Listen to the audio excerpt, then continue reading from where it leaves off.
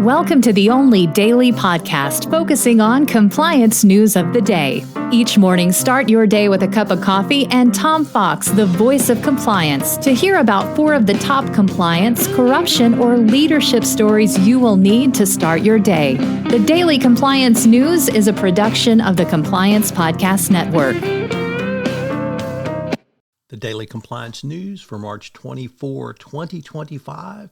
The Anti-Corruption Task Force Edition. We begin with that story from the Wall Street Journal, which reports that the UK, France, and Switzerland have launched a new task force to fight bribery.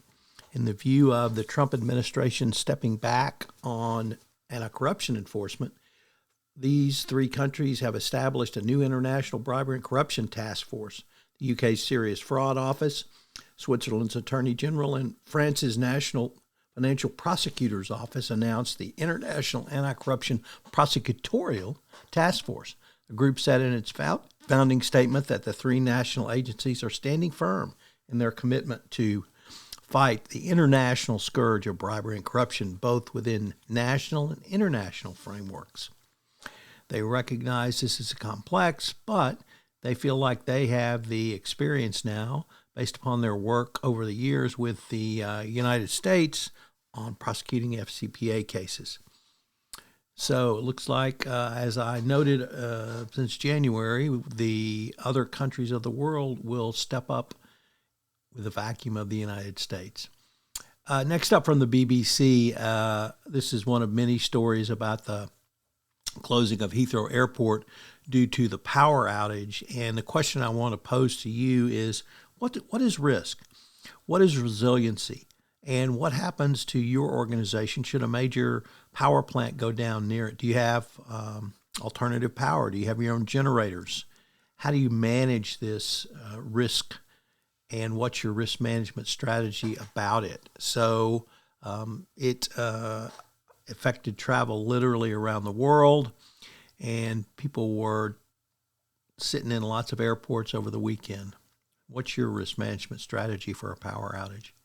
Next up from the Wall Street Journal, Chinese leader Xi Jinping is battling petty corruption through a nationwide campaign that has swept up more than 500,000 low-level officials over the past year, as there is resentment towards a sagging economy. Now, when the U.S. economy turns bad, Trump blames immigrants. Well, it's interesting. China is blaming petty corruption and its own government officials. You can clearly see where all of this is going.